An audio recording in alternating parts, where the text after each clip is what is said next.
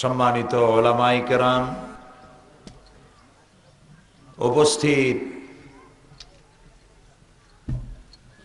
সম্মানিত এলাকাবাসী ভাইয়েরা, পর্দার আড়ালের মা এবং বোনেরা, আসসালামু আলাইকুম ওয়া রাহমাতুল্লাহি ওয়া বারাকাতুহু। আমরা আল্লাহ রাব্বুল ইজ্জত ওয়াল জালাল তার দরবারে শুকরিয়া আদায় করি যে দিনের এই দ্বিপ্রহরে বৈরাগী বাজার সিনিয়র মাদ্রাসার সামনে আমরা একত্রিত হতে পেরেছি। আল্লাহ পাকের দরবারে শুকরগুজার হচ্ছি। আমরা সকলে পড়ছি আলহামদুলিল্লাহ, সবাই পড়ি আলহামদুলিল্লাহ। এই দ্বিপ্রহরে আপনারা আপনাদের কাজ ফেলে রেখে সবাই ছুটে এসেছেন কোরআন শোনার জন্য। কি শুনতে এসেছেন? এই সুন্দর পরিবেশ সৃষ্টি করার পেছনে যারা ওসিলা, যারা কাজটি করেছে, তাদের জন্য আমাদের দোয়া করা দরকার। নবী করিম সাল্লাল্লাহু আলাইহি ওয়াসাল্লাম বলেছেন, মান লাম ইয়াশকুরিন নাস ফালাম ইয়াশকুরিল্লাহ। যে মানুষের কৃতজ্ঞতা প্রকাশ করতে পারে না, আদায় করতে পারে না, সে আল্লাহর শুকরিয়া আদায় করতে পারে না। এই গ্রাম্য অঞ্চলে এত সুন্দর বিশাল প্যান্ডেল, এত সুন্দর মাইক সিস্টেম, এরকম সুন্দর একটি আয়োজনের পেছনে যারা, তাদের জন্য দোয়া করা দরকার, ঠিক না? আপনাদের এলাকার কৃতি সন্তান যারা প্রবাসে রয়েছেন, আমেরিকায়, ইংল্যান্ডে, বিশেষ করে কাউসার আহমেদ মারুফ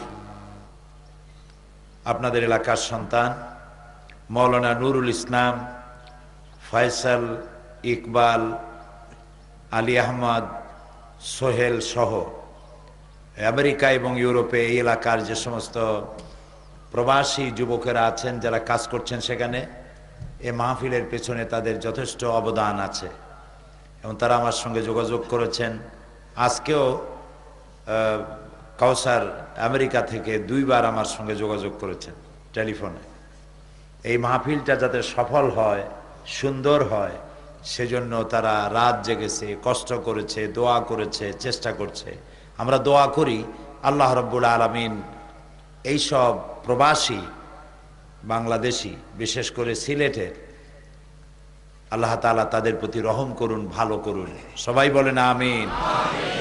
এবং আমাদের যে সমস্ত ছেলেরা ইউরোপে, আমেরিকা আছে, যারা কাগজপত্রের অভাবে সেখানে নিয়ম মাফিক লিগ্যাল হতে পারছে না, অসুবিধা আছে, আল্লাহ তাআলা তাদের কাগজপত্রগুলি সুযোগ করে দিন, আল্লাহ তাআলা সহযোগিতা করুন, রহম করুন।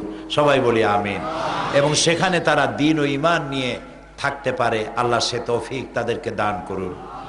প্রিয় ভাই সব, আপনারা কষ্ট করে এসেছেন কোরআনে কারীম শোনার জন্য। আর কোরআন হচ্ছে পৃথিবীর মুসলমানদের জন্য নয়, শুধু বিশ্ববাসীর জন্য আল্লাহর দেওয়া সর্বশ্রেষ্ঠ হেদায়েতের কিতাব। এর থেকে শ্রেষ্ঠ হেদায়েতের কিতাব আকাশের নিচে, জমিনের উপরে আর নাই। নবী করিম সাল্লাল্লাহু আলাইহি ওয়াসাল্লাম এই কিতাবখানা দিয়েই একটি বিরাট পরিবর্তন এনেছিলেন সমাজের মধ্যে, রাষ্ট্রের মধ্যে। যেখানে চুরি ছিল, ডাকাতি ছিল, জেনা ছিল, হত্যা ছিল, মানুষে মানুষে সংঘর্ষ ছিল, মানুষ কেনা বেচা হইতো। গরু ছাগল যেমন আমাদের দেশে কেনা বেচা হয় না, এরকম মানুষ কেনা বেচা হতো। এই যে দুরবস্থা ছিল পৃথিবীর, সেই দুরবস্থা থেকে মানুষকে একটি ভালো পর্যায়ে আনার জন্য আল্লাহ তাআলার চাইতে মানুষের জন্য কল্যাণকামী আর কি কেউ আছে? এরকম আসতে বললেন কেন? আর কি কেউ আছে? নাই। সেই মহা কল্যাণকামী আল্লাহ তাআলা তিনি নবী করিম সাল্লাল্লাহু আলাইহি ওয়াসাল্লামকে পৃথিবীতে পাঠালেন আর একখানা কিতাব তার সাথে দিলেন। কিতাবখানার নাম কি? কোরআন। আল্লাহ ইসলামের মাধ্যমে মানুষকে যত কল্যাণ করেছেন, কিসের মাধ্যমে?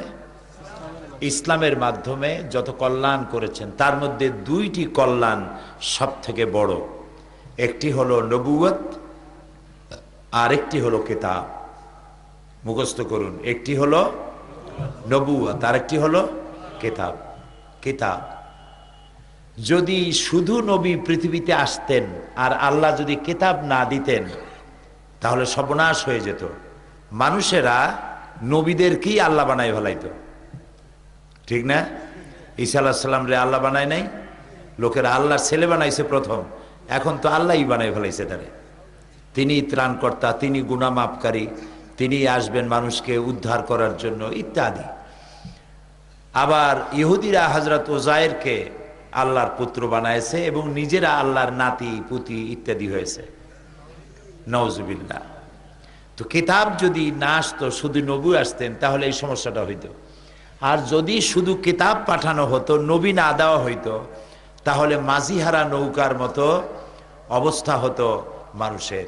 যে নৌকায় মাঝি থাকে না, সে নৌকার অবস্থা কি হয়?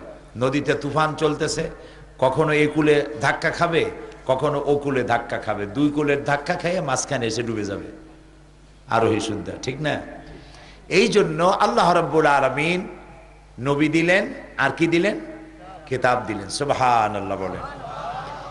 এই কিতাব সম্পর্কে কবি বলছেন, উতর কর গারে হেরা সে সুয়ে কওম আয়া, উতর কর গারে হেরা সে সুয়ে কওম আয়া, और एक नुस्खे किमिया साथ लाया। নবী করিম সাল্লাল্লাহু আলাইহি ওয়াসাল্লাম হেরা পাহাড় থেকে নেমে এলেন আর সাথে আনলেন একটা পরশ পাথর। এটি এমন একটি পরশ পাথর যে তার সাথে লোহা লাগলো, লোহা সোনা হয়ে গেল, পাথর লাগলো, পাথরগুলি ডায়মন্ড হয়ে গেল। এরকম একটা পাথরের কথা শুনাই, যিনি পাথর ছিলেন হীরকখণ্ড হয়ে গেলেন। তার নাম ওমর, তার নাম ওমর। যখন তিনি কাফের ছিলেন, জাহিল ছিলেন, এবং চিন্তা করুন যে কতটা জাহিল হলে পরে একজন নবীকে হত্যা করতে একটা মানুষ আসতে পারে, কতটা জাহিল, কত অজ্ঞ, কত মূর্খ, কত নাদান হলে পরে আল্লাহর নবী হত্যা করতে আসতে পারে, চিন্তা করতে পারেন? আচ্ছা, সেই মানুষটি যখন নবীকে হত্যা করতে আসলেন, তখন তার কানের মধ্যে কোরআন ঢুকে গেল। কানের মধ্যে কি ঢুকলো?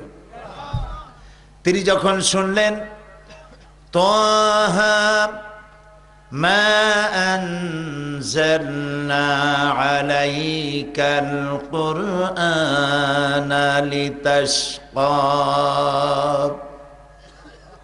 কোরআনের আয়াত কানের মধ্যে ঢুকে কলজের মধ্যে গিয়ে ঢুকছে। হযরত ওমর বোন রে ভগ্নিপতি রে পিটাই টিটাই থুইয়া তারপরে কোরআনের আওয়াজ শুনতে পেয়ে বুঝতে পারলো যে নিশ্চয়ই এরা জান দিতে চায়, তবু কোরআন ছাড়বে না।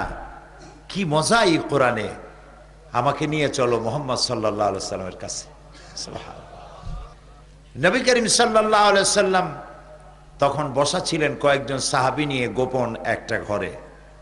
হযরতে আলী বলছেন, হযরত হামজা বলছেন, ইয়া রাসূলুল্লাহ, আমি দেখতে পাচ্ছি ওমর আসতেছে তরবারি নিয়ে, আমাকে হুকুম করুন, আমি তাকে দেখে নেই। রাসূলুল্লাহ বললেন, না, আসতে দাও, তাকে আসতে দাও। হযরত ওমর তরবারি হাতে নিয়ে, তরবারিটা হাতে আছে, ওই অবস্থায় ঢুকেছেন।